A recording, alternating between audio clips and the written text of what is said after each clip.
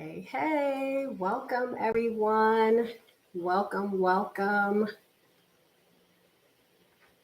If you are here with me, hey, go getters, and welcome. Come on in, share where you're tuning in from, and let's get a little bonus to learn about the community and see one thing that actually brought you joy today. I would love to hear from everyone. I have said this before, and you'll probably hear me say over and over. I am super excited to be here with you tonight. If you're here, if you could just drop in the chat if you're able to hear me. And again, I'm so excited to have you here with me tonight. If you couldn't actually join us live, feel free to type hashtag replay. Definitely would welcome the replayers. This is a safe space, and I just want us to feel like it's a fireside chat. So great, you can hear me. All right. So today's live is really first of many that will be a monthly recap, a Q&A, or a live lesson to expand on the topics published in videos throughout the month. So today I'm going to be expanding on 3 different things. The first thing is a CRM framework that's designed to help you get in touch with your target audience. And we'll talk about how to use a CRM and automate to automate your data entry process. And I think I have about 3, who knows, I'll probably talk about more, mistakes that people make when trying to implement a CRM solution. So I'm not trying to keep you all night, but today we want to get into those topics to help expand on the month. So if you haven't done so already, I'd love for you to introduce yourself, share where you're tuning in from today. And icing on the cake would also be to share one thing, big or small, that brought you joy today. And might as well introduce myself too. So I'm Tanisha Halstead, and I'm actually streaming from Middlesex, New Jersey. I was born in Jamaica, which I'm so excited. We just recently took a family vacation there, but I'm also raised in the United States. So I like to refer to myself as a real life Jamaican. I'm a single mom, and really at this time of recording this video, so I have a 15-year-old boy who plays like a sport every season and a 12-year-old who is a definition of living like with no cares. So I always like to share a little intro so you can understand the person that is behind the brand. And I am the founder of Virtually Centered Solutions, where we help you automate your CRM so that you can have a less overwhelmed feeling with your customer experience. So let's get into it. Tonight, the first topic is designing your CRM framework. And really, this portion is talking about some of the things that I provide when working with clients. What I've realized is that when clients come to me, they tend to have an idea of what they'd like their customer journey to be like, or maybe they have their signature service or product mapped out, but they haven't quite documented or had someone else look at what their process is. So when we get into automation, there tends to be a disconnect because the trigger points do not match to what needs to be set up inside of the CRM. So our starting point is basically seeing where you are, whether you have a system in place or not, using an audit and basically seeing, the current state, and then utilizing a strategy session to be able to project or outline where you'd like to go. So the starting point is really having an SOP, which is a standard operating procedure, and this would outline your customer journey framework. So think about, where do they begin with you? And then building it out from there. And then also thinking about customer retention strategy. Last but not least is system implementation, because I'm sure you've heard before, the power is really in the execution. So When we think of mapping out or designing your CRM framework, it really starts with you thinking about where you are now, really like auditing what you have in place now and where you'd like to be, in thinking of like how you want your customer to feel, what features you would like to be involved, like in their touch points. So those are some of the things that in designing your framework would come into play. Next, we'll talk about how to use your CRM to automate your data entry process. Now, I'm just going to go out there and say, if you do a task more than 3 times a day or even 3 times a week, let's talk about it being automated, because it's the automation for me. Imagine like having your CRM tool forecast sales for you. We always hear about reporting. So thinking of like organizing your client data, like knowing where your clients are coming from so you can focus more marketing into that area, and automating day-to-day tasks, such as, say, for instance, you do get a lead where they may subscribe to your newsletter. They may be coming into you for your website for a product that you offer. How are you capturing that information? And then, say, for instance, your CRM may be something like Dubsado, where it doesn't integrate with other tools as seamlessly. Then you can use different things like Zapier or Zapier, as different people say it different ways. But imagine your new lead being added to your CRM via like the newsletter subscription or your website visits. The idea is behind the automation is, now that they're in your ecosphere, using it to send follow-up emails, offer promotions, push other marketing efforts to really keep your business at the forefront. We're in this day and age where things come at us so quickly. So someone may interact with you the first time and they are not ready to work with you. And it may be a whole year later, because personally, I've done this. Specifically with one of the coaches that I worked with, I literally engaged in her sphere for a year to see how she operated with clients and teaching her teaching style before I was ready to move forward.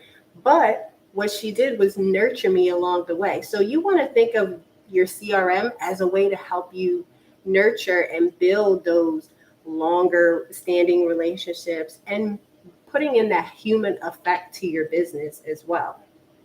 So last but not least, we'll get into mistakes made when implementing a CRM solution. So number one I had was pretty much, I was watching a video the other day, and it wasn't even actually related to a CRM, but they spoke about many people like rushing to hire and outsource for things like social media or other portions of their business. But the idea behind it was, do you actually understand your brand enough at that point for someone else to come in, for you to explain it in a way that they can execute and you can see results?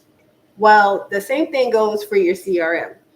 It can only put out what you put in. So for number one, the mistake was in respect to customers not understanding their actual client journey, or even having their signature service or products documented out. So it leaves like a whole bunch of jumbled mess, because you're putting in mess because you never thought about the process in general. Of course, we go through setting up processes and then we go back and, things change over time, but that will aid the initial implementation.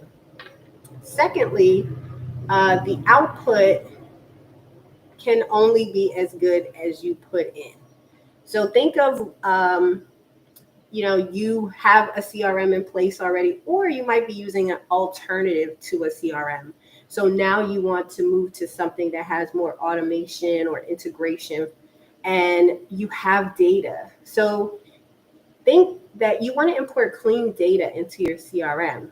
if you import bad or outdated information, think of how that throws off the accuracy for things like reporting. Say your CRM is integrated with your email marketing tool, and you have, for instance, in HubSpot, I know if you have incorrect data, it could affect your KPIs such as your bounce rate, and showing that you have a really high bounce rate, when in reality it's just that your data is incorrect and it's skewing the numbers that are showing for the reporting of your CRM.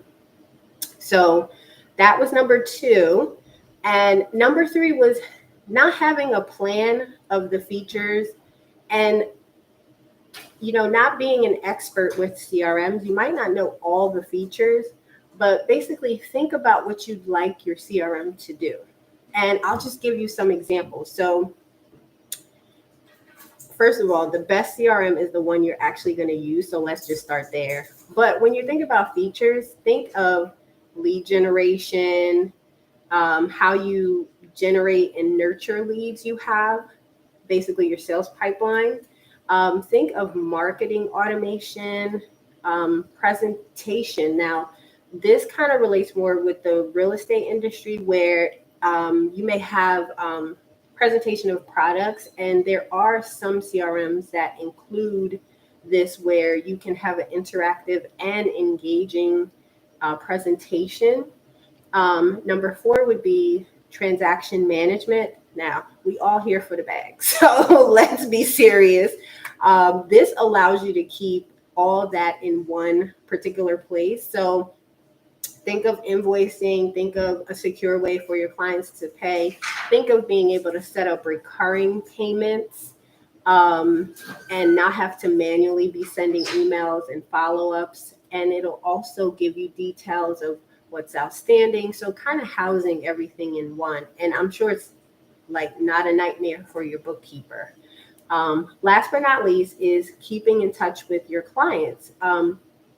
We are in a digital age and we love automation, but we still want to keep that personal touch. So the CRM also helps you keep in touch with your clients to have specific reminders like their birthdays, anniversaries. Maybe it's a milestone in their business, like that they've been working with you for X amount of time, or you sold them something that was a certain dollar amount and you'd like to celebrate the occasion. Those are just some ideas of features to really think of when considering what you'd like your CRM to do. And this was a neat little bonus that I found for those business owners that use WhatsApp messaging.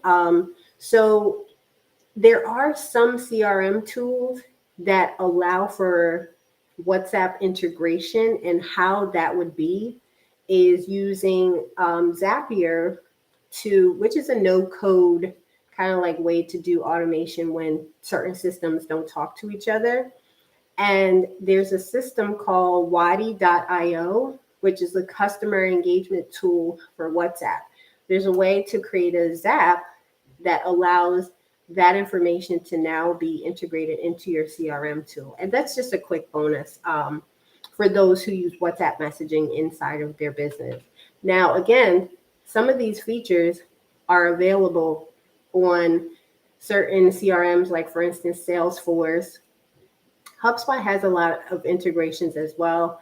Now, I originally started in my business with Dubsado, which I still use it. It's actually the main CRM tool that I use for my business. But when picking a CRM, you want to think about where you're starting and try to choose. I learned that try to choose one that has potential to grow with you. Because even for myself, there's certain things now that are cons for me with using Dubsado. One being that we're typically mobile. They don't have a mobile app. 2, I think of just for some users, there's commentary that it's not as easy to learn how to create the workflows, or if you want certain customizations, you have to learn a little code to be able to, kind of have it more on brand. So those are things to think about as well when you're choosing the CRM that you'll move forward with. The goal of all of this is really to have a centralized place for data. And really, it's not just to store your contacts. As small businesses, we get into this limited mindset of certain things don't apply like they do to large companies. But guess what? They have a framework that's worked for them for 15, 20, 30 plus years. So I believe in studying their behaviors, because nine times out of 10, there's a way to incorporate the uniqueness of that bigger company that you may be looking at and incorporate it in some way to your small business to be able to give you longevity. So I didn't mention this, but this is probably like a little mistake too that some people have when implementing a CRM. They don't have a backup strategy. And let's be honest, tech is great until it doesn't work. So what you'd like to do is also think about what is the backup plan for the data that's inside of your CRM, because it would be horrible to like lose all of that. So just to summarize and give a quick recap, today we dug deeper about designing your framework, how to use your CRM to automate your data entry process, and how to use your CRM to automate your, or mistakes made when implementing a CRM solution. So if you're new to the space, some of these topics, I have videos that were published this month. So I'll link them below this video once we are done. If you're here and you actually like to know more about them, I could just drop them in the chat as well. But really, I'm here to share all things regarding CRMs. And we have completed a CRM comparison guide, which compares about five CRMs that are for small businesses. And it will list some of these features and kind of give you a starting point, so you're not starting from scratch and trying to compare and research everything, and just give you kind of like a leg up in that sense. So I'll also leave that link below the live for anyone that is looking for that resource as they're going to compare and choose a CRM. I really hope this was helpful. On the channel, I also created, since we last met live, a few playlists. So what I'll be doing going forward is I have a playlist that currently now is for a CRM overview, and it will talk about different topics for CRMs for small businesses. We will be working on some demo videos. I would love to hear in the comments if there's any in particular you would like a demo for. And I also have an idea to expand on the topics, maybe mini series of the things we talked about today, because I realized that it will give you like a good starting point and then working your way up to not making the mistakes when implementing or even optimizing your CRM. So I'm not sure if anybody has any questions.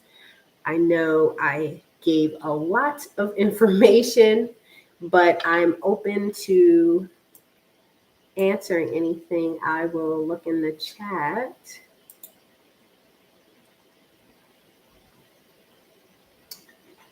So we don't have any questions. So what I'll do is go ahead after this video and link all the things we reference inside of the video, which are some of the playlists.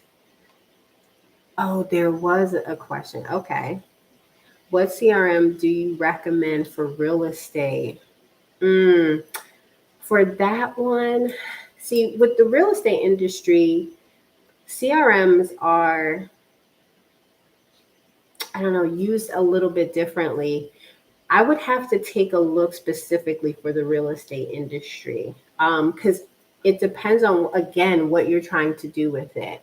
Um, like I said, there's some of them that have the features to do the marketing, do the contact data for the properties. But I would have to see because I don't know if I have one in particular for real estate. But I'm gonna actually, you know what I will do? I will look that up and I'll actually answer it in the chat once the video is posted so that if anybody is circling back and they do have that similar question, they'll see a response there. But thanks so much. Um, yeah, so I think that's it.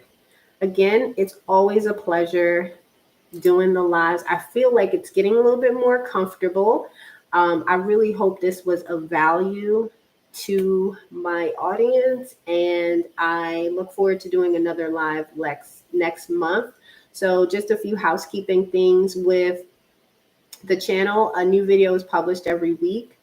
And on the last Wednesday of the month, we will host a live session. And in that session, we will either do a Q&A style or we will do it where I expand, like I did tonight, on some topics that came up throughout the month. And I'll just share, like, for instance, tonight I shared things that I've experienced when working with clients that may be an answer that someone has for a question. So I'll talk to y'all soon and always cheering you on. Love y'all.